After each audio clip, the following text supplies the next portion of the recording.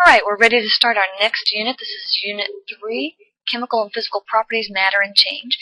And chemistry, of course, is everywhere. It's alive. It's made up of all sorts of people. It's made up of all sorts of foods. You see the Doritos there. I know some of you guys like foods like Doritos, whether they're the weird kinds or the normal kinds there, but the foods are there.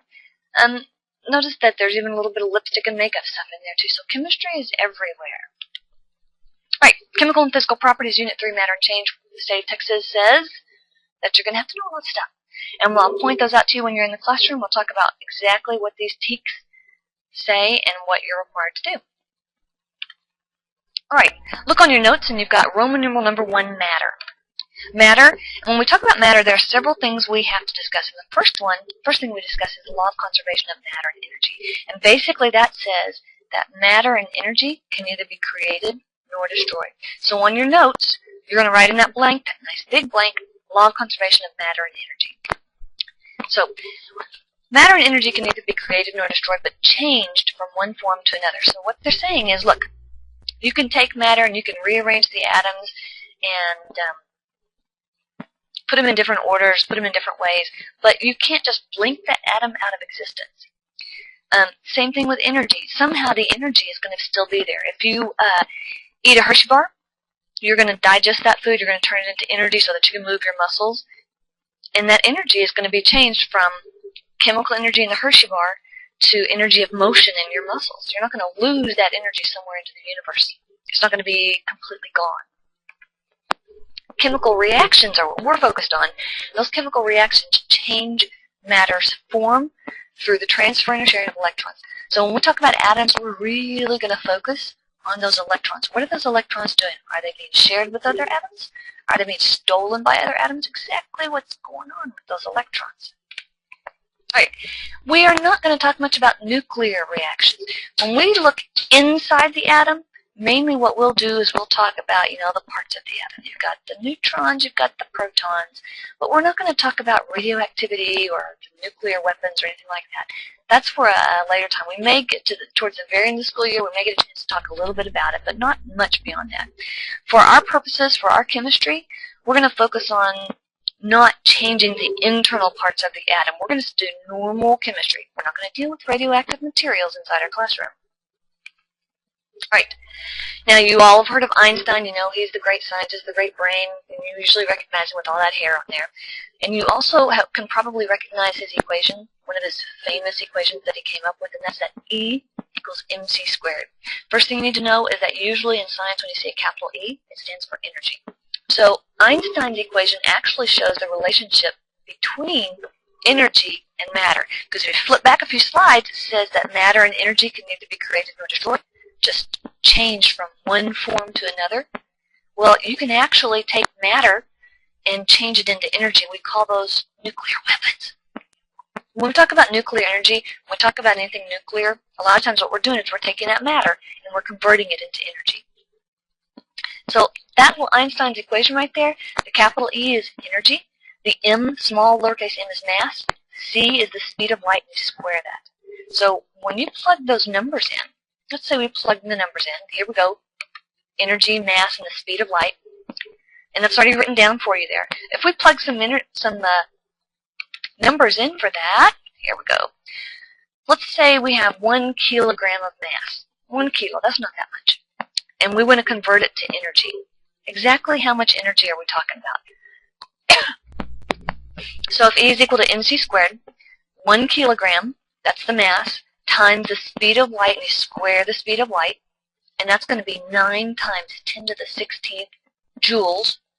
And again, we can convert that into calories, and we'll talk about how we do that later. But if you take joules, joules is a form of the measurement of energy in the metric system, and we're more familiar with calories because, we can look on the backs of our packages and say, oh, yes, here's how many calories are in that food.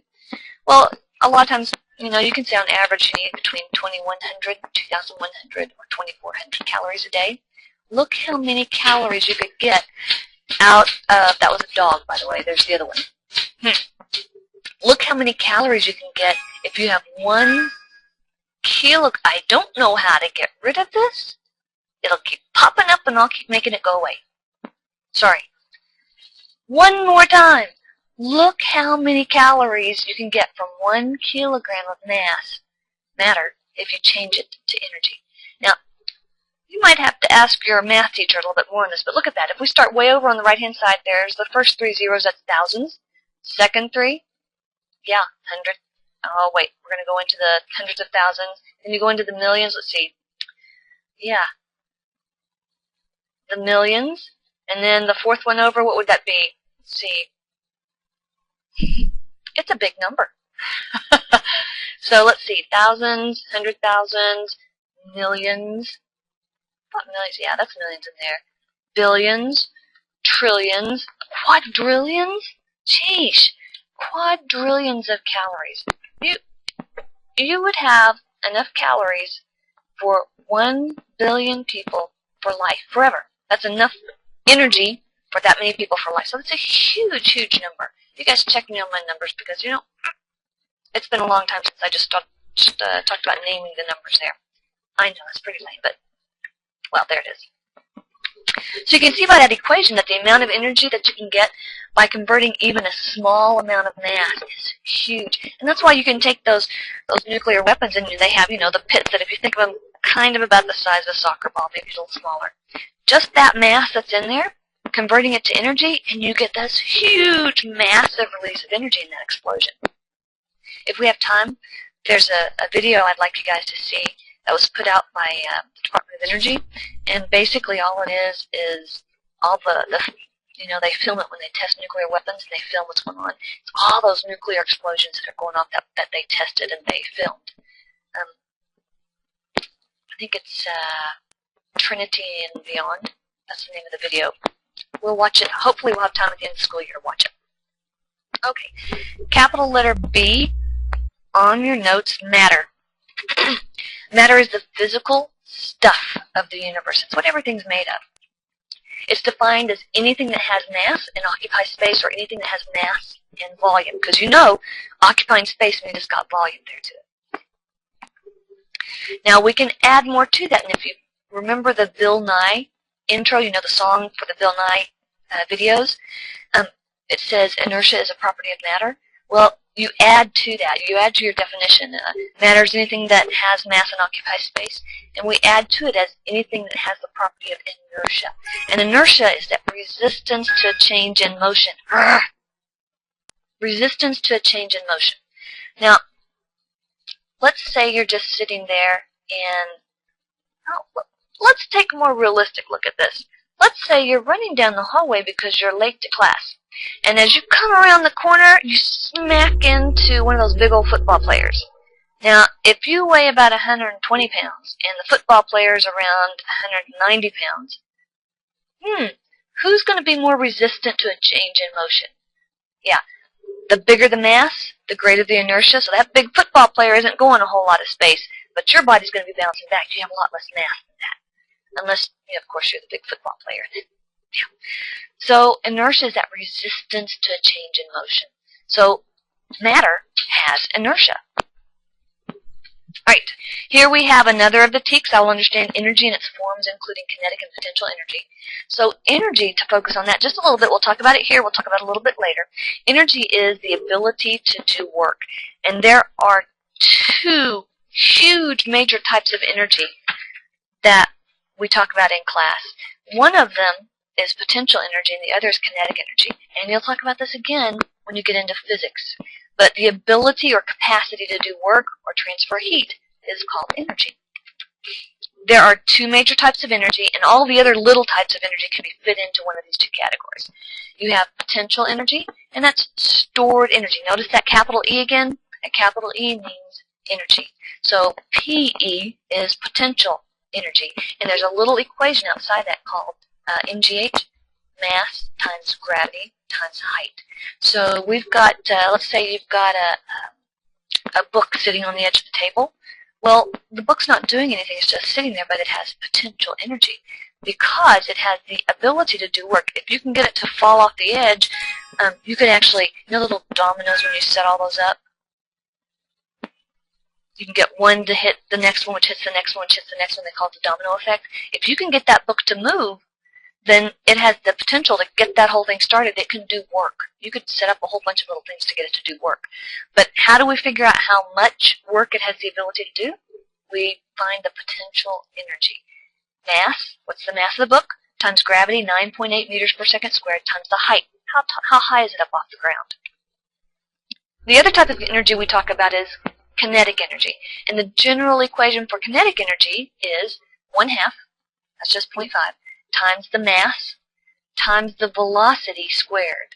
Okay, so now we've got velocity thrown in there. So it makes sense, it makes sense that kinetic energy, energy of motion, includes velocity. All right, Roman numeral number 2, turn the page on your notes. Roman numeral number 2, we talk about the states of matter. You guys know the basic states of matter already. Solid, liquid, gas, plasma. You know that already.